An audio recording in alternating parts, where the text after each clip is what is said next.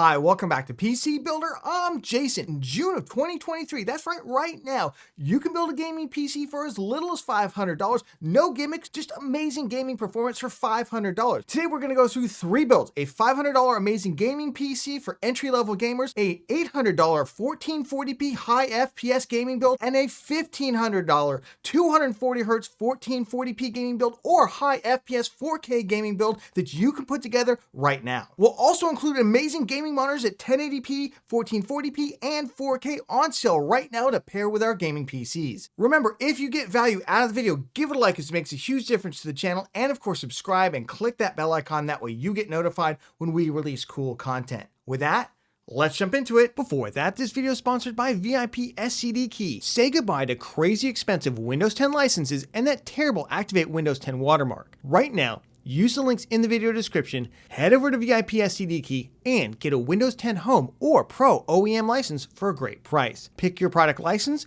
then use the PC Builder discount code PC25 for an additional 25% off. Go to the activation settings on your PC, put in the code, and boom, you have a fully licensed Windows 10 for a crazy low price, which can be upgraded for free to Windows 11. Use the links in the video description below. Let's jump into that $500 gaming PC. You heard me right, $500. Now, I've seen a couple $500 build guides in the last month or so that I just want to pull my hair out because they're doing terrible things in order to hit some kind of mythical $500 price point. And listen, I will admit, this build goes $7.88 over. You know what though? Don't try and save $7.88 and completely gimp your performance by doing something silly like not getting enough RAM or like pairing the wrong CPU and GPU combo that massively destroys your performance. We're going to give you a gaming PC with incredible performance. Let's talk about the GPUs making it all go here. And that is the Radeon RX 6600 8GB. Of course, we have found some games in 2023 are launching with AAA titles mostly, where 8GB you're going to have to turn down a little bit of the textures. You're not going to be able to run those at high. But this is a $179 GPU. $179 for this level of performance is absolutely insane. There are some other options out there. You can still get an RX 584 instance brand new for about $140. This GPU right here completely trashes it. You're not going to find anything out there other than maybe a used 1080 Ti for about $200 that will give you this amount of VRAM and this amount of performance. If we quickly jump over to the TechSpot review for the RTX 4060 Ti, where they list all the GPUs out with brand new data, I'll leave a link to it down in the video description. You can check it out. Look at that. The RX 6600, while it is on the quote unquote bottom of the list, 71 FPS in a 15 game average at 1080p. And these are high to ultra settings. Look at that. The 3060, RTX 3060, not that much further ahead than the RX 6600, and it costs over $100 more. Let's talk about the rest of the build, because remember, when we're building a gaming PC, we want to get the biggest, fastest GPU that we can afford for our budget, and then simply get a CPU and platform that's not going to bottleneck it. And here's a platform that's definitely not going to bottleneck it for super cheap, super performative. That is the Ryzen 5 5500. 6 cores, 12 threads, and comes with the included Ray Stealth cooler. It's a great cooler for this CPU. $85. You heard me correct. $85 is a totally insane price for this CPU. Now, yes, it's only Gen 3 PCIe. That's totally fine for 99% of the GPUs. There's only one GPU you really need to avoid with it, and that is the RX 6500 XT. Do not pair those two together. Total mistake. Absolutely avoid that. But for any other GPU, this is an insanely performative CPU. Now, we could go here with the 5600, but it's $50 more, or we could go with something like the i3 12100F for $89. The difference between the platforms is that the B660 motherboards tend to be a little bit more expensive for the Intel platform versus the Ryzen 5500. Speaking of those cheap motherboards, we went with the Asus Prime B450M-A2. It just means it's got BIOS flashback on it, which you will need probably for this CPU, although it might come with the correct BIOS for it. It's super easy to update. If you're not sure how to do that, there's just a button in the back you push with the USB stick plugged in, and you can easily update that BIOS. We go through it step by step in our How to Build a PC guide, so check that out. Otherwise, look at this motherboard. Look at all that rear panel connectivity on it. Totally fantastic motherboard. It's got a nice, tiny little, but still there, VRM heatsink. Overall, pretty good motherboard for just $80. That's right, $79. Insane value. For the RAM, all we're looking for here is 3200 CL16. We want to get at least that speed. We can go a little faster, but honestly, for this level of GPU, not really any reason to. We're not going to be pumping up frames fast enough to warrant faster memory. So we went with the Silicon Power DDR4 3200 CL16 and a 2x8GB kit for just $30. $30, totally insane value. Now, you can go, if you don't like the look of this kit, and it looks fine, but if you want something that looks a little slicker, spend $3 or $4. There's Team Group kits. There's other kits out there as well. If you want RGB, you can get it for about $40 right now. A nice silicon power kit. You just want to focus on the speed, which is 3200, CL16, 2 sticks of RAM, not just one, 8 gigabytes. That's the way to go. For the drive, we're simply looking for the budget tier NVMe drives. SATA would probably be okay here too if it saves you a couple dollars. Honestly though, I don't think it's worth the fuss with the cables. Check out our best SSD for gaming 2023 video on why these are really good performance drives. But for $23, we want to get at least 500 gigs or more of storage. You don't want to go down to 256. You don't want to do the crazy hard drive SSD thing either that people used to do kind of 10 years ago when SSDs were stupidly expensive, because storage prices have come so far down, so far down. If you want to get more, it's only like $40 for a terabyte, and it's only like $65 for 2 terabytes. That's how far storage has fallen. We just want to make sure we're getting good value here. So 512, $23, pretty good value. For the case, we're just gonna go with something simple here and cheap. That's the key thing. Cheap, but enough quality in it. Now you can, of course, reuse a case if you want. You can get a case on the used market if you want to save a little bit of money. We opted to go with the DIY PC F2. It's a nice looking retro case with 2 included fans, one in the front with mesh and one in the rear. Looks nice, has kind of a cool white and black with blue aesthetic. There's also like a purple and black version if you want to go Batman, or if you want to go more like Halloween, there's like an orange and black version. For the power supply continue to be the one pain point, especially for budget builds right now, given just how expensive they've become. It used to be a C tier rated or better PSU on the PSU Cultist list, which is what we're looking for. Remember, C tier or higher on that list. And if you don't know how to buy and size the best power supply for you, we've got a whole video on it. You can check that out. I'll leave a link to it. The Thermaltake Tough Power GX2 right now, 600 watts, 80 plus gold. Honestly, it's the best deal that's going right now for $67. There you go for $507.88. Just borrow the $7.88 because this is an insanely performative gaming CPU and GPU combo to put together in 2023. Will give you 70 plus FPS at high to ultra settings at 1080p across a 15 game benchmark. And if you run easier run titles like CSGO, like League of Legends, or like Valorant, you're gonna get tons and tons of frames, especially in newer games. Like if you wanna play Diablo 4 and you wanna play it for cheap, this is a great way to get started. Let's jump into some amazing gaming monitor recommendations and deals right now for our budget gaming build at 1080p. Look at this Acer Nitro X F243Y for $129. I used to recommend this monitor when it was like $200 and something.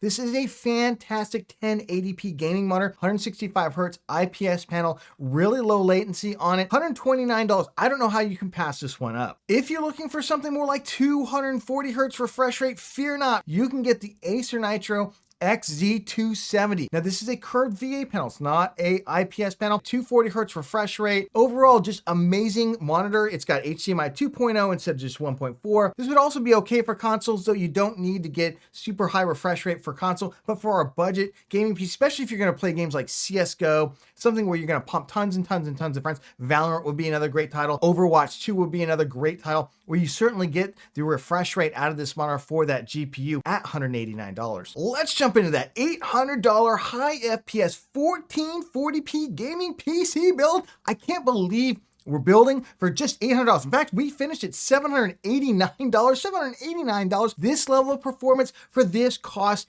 in 2023 is totally insane. By comparison, in 2019, the PC that we built, the very first one for this channel, we spent about $800. We got a GTX 1660 Super and a Ryzen 3600X for that same price. And let's take a look. If you even include inflation, $800 today was only worth $674 then. So the amount of value that we are getting for our money right now in the PC gaming space, honestly, I know stupidly expensive GPUs at the high end, but if you're willing to buy something from the last generation, we can get insane value. Let's talk about that insane value. Right now, you can get an RX 6700 XT with 12 gigs of VRAM, for $309. For $309, 6700 XT. You say, Jason, well, what's the performance of that GPU? Are you really sure that's not 1080p? You really sure that's pretty good in 1440p? Let's check. Here we go with the 6700 XT right underneath the RTX 3070, that's right, 92 FPS. This is over an 11 game average, 1440p. Another tech spot chart and review. I'll leave link down in the video description if you want to check the whole thing out.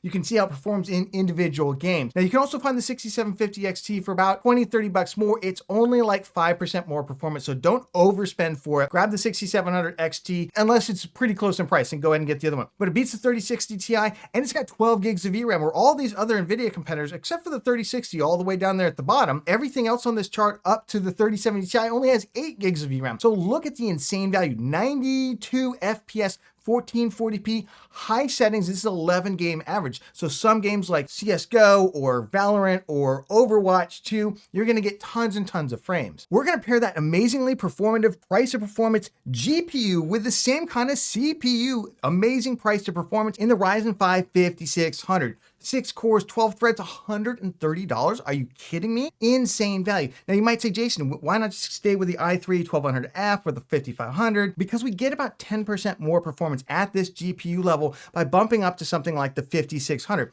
And it only costs us like another 30 or 40 bucks. It makes a lot of sense. Can't really take that money, add it onto the GPU and get a higher tier GPU that'll get us that same performance leap, even if we went with the 6750 XT. So I really like going this direction instead. Comes with everything we need.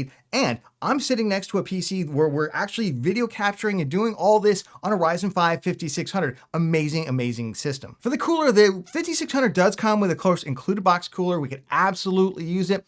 I'm like, hey, for 20 bucks, let's add some RGB bling to our system. Let's get a little bit better thermals. Let's get a little bit better noise in there. And that's the Thermalright Assassin X120 Refined here. ARGB cooler. It's just gonna kind of bling up your system. Just really, really great value for only $20. For the motherboard, this is the advantage of going the 5600 over the i5-12400, because the i5-12400 relies on those B660 and now some B760 motherboards out there, and they're just not great quality. They don't have a lot of great features for the price. We can pick up an amazing motherboard like the ASRock B550M Pro 4. This motherboard has upgraded ALC 1200 audio. It's got a ton of rear panel USB connectivity on it. Got a great VRM heatsink on it, and you could put up to a 5800X3D on this, no problem, if you want to upgrade this in the future. The RAM will clock up to 3600. While it does not have BIOS flashback, you can see there's no button there on the back. I am seeing now in the customer reviews at both Amazon US as well as at Newegg, we are seeing that they are coming with BIOSes shipped right now that will work with the 5600 non-X CPU. So 106 bucks, let's go to town on this thing. For the RAM, we're gonna go with an incredible RGB kit of DDR4 3600 CL16 for just $50. Now, there's other kits out there that are non-RGB for about the same price, but this just shows you how far DDR4 RAM has fallen in price when you can get 16 gigs, 2 sticks for 50 bucks that has RGB on it. Can go with a slightly cheaper RAM if you want the 3200 CL16, but for only about 20 bucks more, why not clock it up to really kind of the highest recommended speed that I would go. This also will allow you to help upgrade to that 5800X3D in a couple years time. For the drive, we are gonna just go with an incredible 1 terabyte Silicon Power A80. Now this drive actually has DRAM on it, unlike the Silicon Power A60. I know a number of you said, hey, why not just spend a little extra money? Until recently, these drives were a little bit more expensive, but now they've come down to about that $45 price point for 1 terabyte. I'm like, hey, why save another 10 bucks or so? Why not just get the DRAM equipped version, something like this? This is a really, really good value. For the case, we've got the BitPhoenix Nova Mesh Micro ATX, incredible value mesh, 3 ARGB fans on it for just $59. I keep expecting this to go back to its regular price of $79. Even 79 bucks, it would be a good value, but it's just been on sale forever here at Newegg. This is an incredible value case for a micro ATX size motherboard and a micro ATX build. This is gonna look amazing. For the power supply, PSUs are kind of a sore point, continue to be a sore point. They just tend to be very expensive. The budget PSUs are just not really budget. We need about 600 watts for this build, given all of our components. So we're gonna go with the Thermaltake Tough Power GX2. It's C tier rated. If you want B tier rated, you're gonna spend another 20 or 30 bucks. I think this is a really, really good PSU for this level of build, especially if we're trying to keep the price point under $800. So there it is, all told, $788.89. We've got an incredible value. RX 6700 XT. We're playing at 1440p, almost 100 FPS in all titles. That's insane. And obviously, if you've got easier to run titles like League of Legends, like CSGO, even Valorant, you're gonna push lots and lots of frames times instead. And we've got a great platform for it for the Ryzen 5600. We got better audio on our motherboard, which is fantastic. We got some RGB bling in the case, the RAM, and the cooler. And we've got an amazing 1TB SSD with some DRAM on it. Again, for $789, insane value. Let's go through some great monitors to pair with our 1440p build. ASRock Phantom Gaming, I'm not even gonna pronounce that name, it's too long. ASRock fixed the name. $199 right now for a 165 hertz rate. 1440p gaming monitor. It's curved, it's VA. I've seen some really trusted reviews on this one. It is a great and phenomenal monitor. Don't have an Amazon link for it, can't find it on Amazon, but it's at Newegg right now. Check out the links in the description. If you can grab this one and that's your price point, this is a phenomenal value. If you're looking for something more flat IPS, I got you covered here. Acer Nitro XV272U, AMD FreeSync Premium on it, 170 hertz refresh rate, great color gamut on it, great response times, amazing value right now for $249. That's had about a $100 price cut. One of my favorite monitors for 1440p, which is the MAG 274 QRF-QD MSI.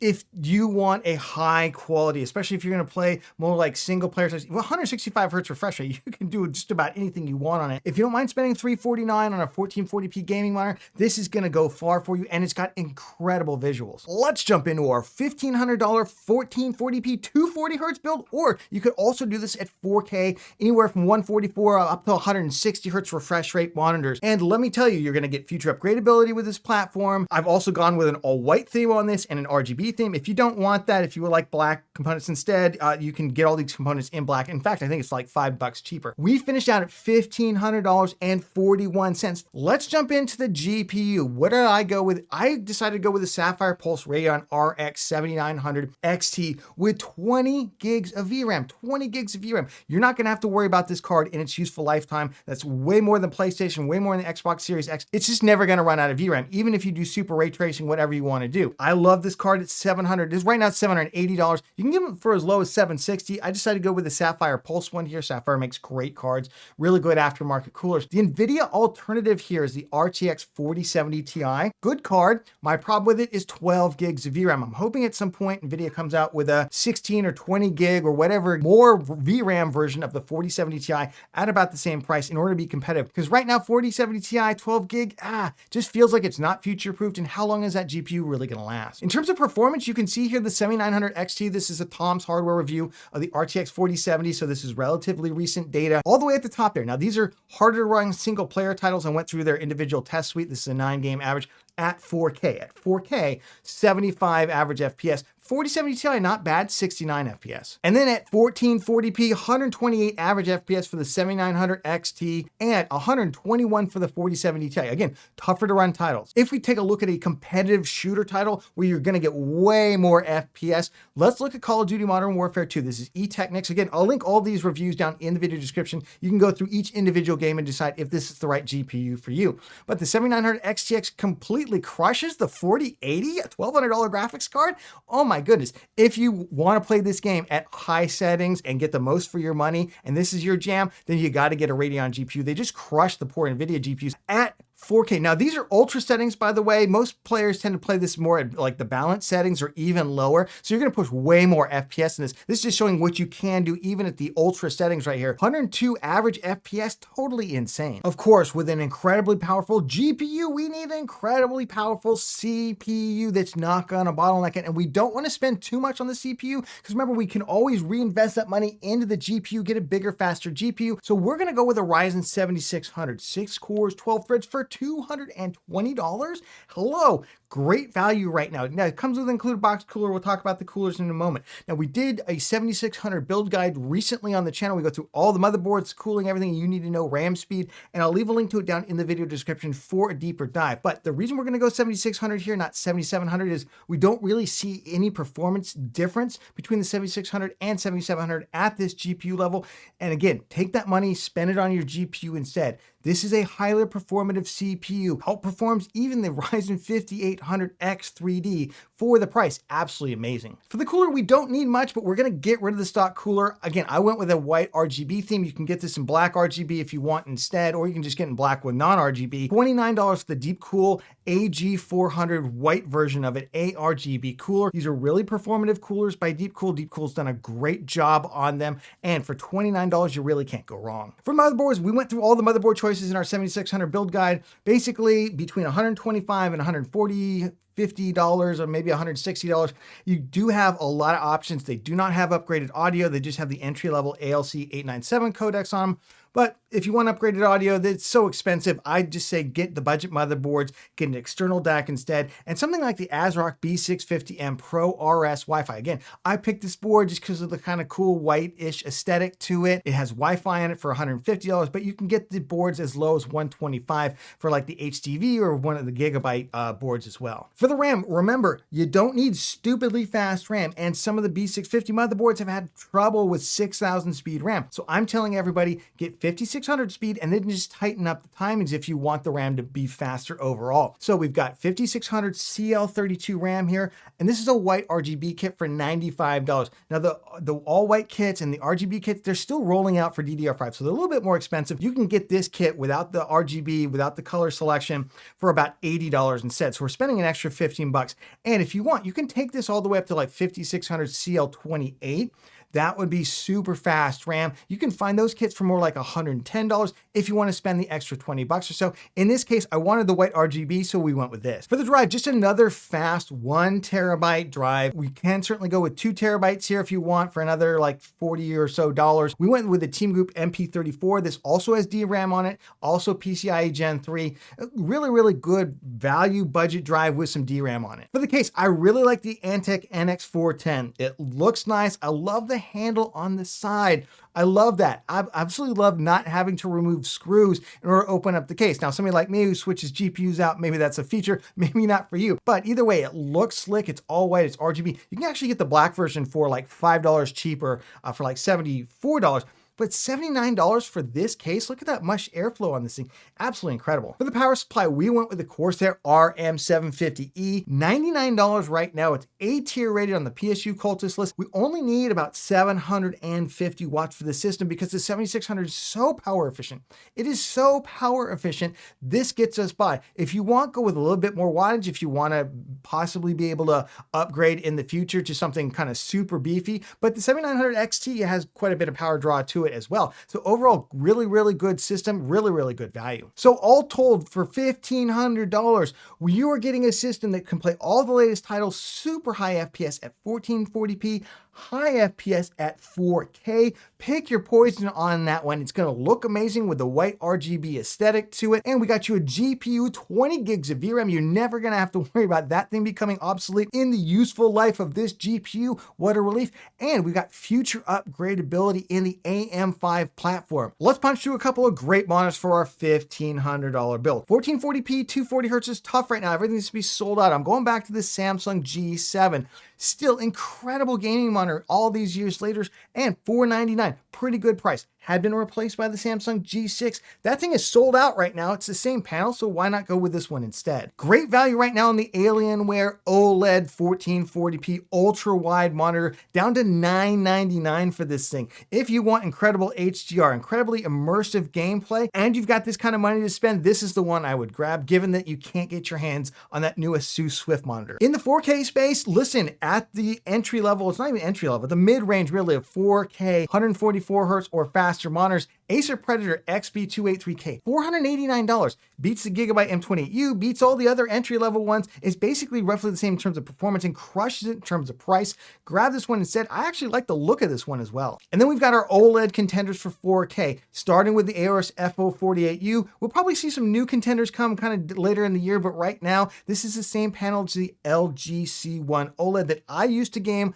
World of Warcraft in HDR. It looks amazing, by the way. I would strongly recommend this panel to anybody out there for $829. If you want something a little bit smaller, the LG C2 OLED, also a TV, by the way, great TV. This is the 42-inch one, is $896. Probably kind of the pinnacle of gaming experiences right now are these 4K OLEDs if you don't want like super high refresh rates. There's a great new way to support the channel. We're launching channel memberships and you can be part of it. You'll get cool emojis that you can use in the video comments, early access to behind the scenes content, and exclusive live stream events for members. Click the join button below the video to check out everything and help support the channel. Thank you so much for your support, and we'll catch you on the next one.